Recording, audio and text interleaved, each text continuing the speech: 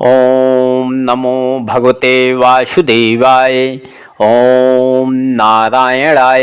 अगली कथा वसुदेव जी का श्याम सुंदर की स्तुति करना। सुखदेव जी ने कहा, हे परीक्षित, जिस तरह श्याम व बलराम अपने मरे हुए भाइयों को लिवा लाए थे वह कथा कहते हैं, सुनो। एक दिन राम व कृष्ण दोनों भाई प्रातःकाल उठकर जैसे माता व पिता के चरणों को दंडवत करने गए, वैसे ही वसुदेव जी ने अपना सिर श्याम सुंदर के चरणों पर धर दिया। यह हाल देखकर मुरली मनोहर बोले, हे पिता, आप मेरे चरणों पर गिरकर मुझे क्यों दोष लगाते हैं। तब वसुदेव जी ने हाथ जोड़कर विनय किया, हे कृष्ण, तुम पर ब्रह्मा परमेश्वर का अवतार होकर जन्म व मरण से कुछ प्रयोजन नहीं रखते। तुम्हारे आदि व अंत को कोई पहुंच नहीं सकता। आज तक मैं तुम्हारी महिमा नहीं जानता था। अब ऋषिश्वरों के कहने से मुझे विश्वास हुआ कि आप त्रिलोकीनाथ हैं और सब जीवों में तुम्हारा प्रकाश रहता है। सूर्य देवता तुम्हारे तेज से प्रकाशित रहकर सब जगत में उजियारा करते हैं। जिस जल से सब जड़ व चैतन्य जीवों का पालन होता है उसे तुम्हारा रूप समझना चाहिए।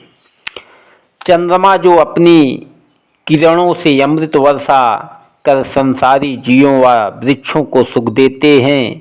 वायु चलने से जीवों को आराम मिलता है। पर्वत अपने बोझ से पृथ्वी को दबाए रखकर हिलने नहीं देते। गंगा व समुद्रादि कभी नहीं सूखते, सो उनको भी केवल तुम्हारी कृपा से यह सामर्थ्य हुई है। जितने जड़ व चैतन्य जीव संसार में दिखलाई देते हैं उन सबको तुम्हारी आज्ञा व इच्छा से ब्रह्मा ने उत्पन्न किया है। विष्णु भगवान पालन करके महादेव जी उनका नाश करते हैं। विष्णु भगवान पालन करके महादेव जी उनका नाश करते हैं।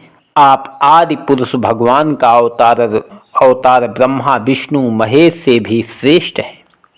आपकी माया ऐसी बलवान है जिसने सब जगत को मोह लिया, इसलिए तुमको कोई पहचान नहीं सकता। बिना तुम्हारे शरण आए मनुष्य को संसारी माया जाल से छूटना कठिन है। जिस तरह बाजा बजाने वाला मनमाना राग व रागनी उनमें से निकालता है, उसी तरह आप संसारी जीवों की बुद्धि अपने अधीन रहकर जैसा चाहते हैं वैसा कर्म उनसे कराते हो। तुम्हारे एक एक रोम में हजारों ब्रह्मांड बंधे हैं। तुम्हारे भेद को कोई जान नहीं सकता। आज तक मैं अपने अज्ञान से तुमको पुत्र समझता था। अब नारद मुनि के कहने से मुझे विश्वास हुआ कि आप किसी के पुत्र व पिता व भाई व मित्र नहीं हैं। केवल पृथ्वी का बोझ उतारने व दैत्यों व धर्मी राजाओं को मारने व हरिभक्तों को सुख देने के लिए यदुकुल में अवतार लिया है। अब मुझे ऐसा ज्ञान दो जिसमें तुमको अपना पुत्र ना जानकर आदि पुरुष समझूं। जिस तरह आपने अजामिल ऐसे बहुत पापियों को तार कर मुक्ति दी है, उसी तरह मुझ पर भी दयालु होकर भवसागर पार उतार दीजिए। जब तक संसार में जीता रहूं तब तक तुम्हारे ध्यान व स्मरण के सिवा माया जाल में न फंसूं। तुम ही सबके सृजनहारे, पांचों तत्व हैं अंश तुम्हारे। जन्म समय जानो हतो ब्रह्म रूप मन माहि। सो माया के मोह में ज्ञान रहो कछु नाही। जब श्याम सुंदर ने अपनी यह स्तुति सुनी तब हंसकर बोले, हे पिता, तुमको जो बात जाननी उचित थी वह तुमने समझकर कही। अब अपने कहने पर स्थिर रहकर मेरा प्रकाश सब जीवों में एक सा समझा करो, तो मेरी माया तुम पर नहीं व्यापेगी। यह बात सुनकर वसुदेव जी को ऐसा ज्ञान हुआ कि उसी दिन से श्याम वह बलराम को पुत्र भाव छोड़कर ईश्वर रूप समझने लगे और हरि चरणों में लीन होकर जीवन मुक्त हो गए। फिर एक दिन मुरली मनोहर ने देवकी से कहा, हे माता, तुम्हारा ऋण मेरे ऊपर बहुत है, इसलिए जो कुछ मांगो सो दें। यह वचन सुनते ही देवकी ने रोकर कहा, हे बेटा, तुम पर ब्रह्मा परमेश्वर का अवतार हो। जिस तरह तुमने अपने गुरु का मारा हुआ बेटा ला दिया था, उसी तरह मेरे 6 बालक को कंस अधर्मी ने मार डाले हैं। ला दो तो मेरा सोच छूट जावे। तेहि कारण जानो तुम्हें अपने मन विश्वास, करता हो सब सृष्टि के माखन प्रभु सुखरास। यह सुनि बोले कृष्ण मुरारी, सुनो मातु तुम बात हमारी। जो इच्छा तुम्हारे मन माही, प्रभु पूरन करी हैं क्षण माही। ऐसा कहकर श्याम वह बलराम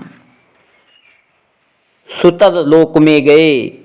उनको देखते ही राजा बलि आगे आकर दोनों भाइयों के चरणों पर गिर पड़ा और राह में पीतांबर बिछाता हुआ बड़े आदर भाव से अपने घर ले जाकर जड़ाऊं सिंहासन पर बैठाया। दोनों भाइयों के चरण धोकर चरणामृत लिया और वह जल अपने सिर व आँखों में लगाकर सब घर वालों पर छिड़क दिया। बलि राजा चाहत हतो हरि चरण की रैन, श्री माखन प्रभु दर्शते तन मन पायो चैन। राजा बलि ने विधिपूर्वक श्याम व बलराम की पूजा करके सुगंधादिक उनके अंग पर लगाया और पुष्पों का गजरा व मोतियों की माला गले में पहनाकर 36 प्रकार के व्यंजन भोजन कराया। वह बड़े हर्ष से राम व कृष्ण के चंवर हिलाने लगा और हाथ जोड़कर इस तरह स्तुति की, हे दीनानाथ, जिन चरणों का दर्शन ब्रह्मादिक देवता, बड़े बड़े योगी और इस ईश्वर को जल्दी ध्यान में नहीं मिलता, सो आपने दयालु होकर उन्हीं चरणों से मुझ गरीब की झोपड़ी पवित्र की। इसलिए मैं अपने बराबर दूसरे का भाग्य नहीं समझता। जब मेरा दादा प्रहलाद व शेषनाग जी तुम्हारे भेद को नहीं जानते, तो मुझ अज्ञानी को क्या सामर्थ्य है जो तुम्हारी महिमा व स्तुति वर्णन कर सकूं। जिस तरह आपने दयालु होकर घर बैठे अपने चरणों का दर्शन दिया, उसी तरह मेरी स्त्री व लड़के वालों को घर व धन समेत जो मैं भेंट करता हूँ लीजिए और मुझे अपना दास समझकर अपने आने का कारण वर्णन कीजिए।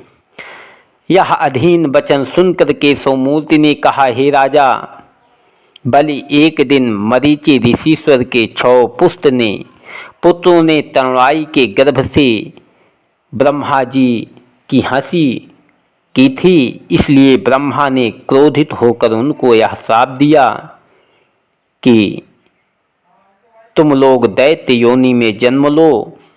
उसी कारण उन 6 बालक ने पहले हिरण्याक्ष व हिरण्यकश्यप के यहाँ उत्पन्न होकर फिर मेरी माता के पेट से जन्म पाया। जब राजा कंस ने उस 6 बालकों को मार डाला, तब वे तुम्हारे घर आकर उत्पन्न हुए। अब देवकी माता हमारे भाइयों के लिए बहुत सोच करती है, इसलिए मैं उनको लेने आया हूँ। यह वचन सुनते ही राजा बलि ने बड़े हर्ष से उन 6 बालकों को ला दिया और त्रिभुवनपति उन्हें अपने साथ लेकर द्वारिका को चले आए। जब देवकी ने 6 बेटे को देखा तब बड़े प्रेम से उठाकर दूध पिलाने लगी। बार बार निज कंठ लगावे, राम कृष्ण को हंसी आवे। उस समय वसुदेव जी और देवकी को विश्वास हुआ कि श्याम वह बलराम परब्रह्मा परमेश्वर का अवतार हैं। यह समझकर उन्हें बड़ा हर्ष हुआ। श्याम सुंदर की इच्छानुसार उन 6 बालक को ज्ञानों उत्पन्न होकर अपने पूर्व जन्म की सुधि आई। तब वे अपनी माता व श्याम व बलराम को दंडवत करके उसी समय देवलोक को चले गए। यह दशा देखकर देवकी को बड़ा सोच हुआ, पर श्याम बलराम के समझाने से संसारी व्यवहार झूठा समझकर मन को धैर्य दिया और हरि चरणों में ध्यान लगाकर अपना मन संसारी माया से विरक्त कर लिया। यह चरित्र चितलाई के कहाँ सुनई जो कोय, श्री माखन प्रभु चरण से कबहूँ बिलग न होए। अर्जुन का सुभद्रा को बरजोरी उठा ले जाना। ओम नमो भगवते वासुदेवाय। ओम नारायणाय नमः।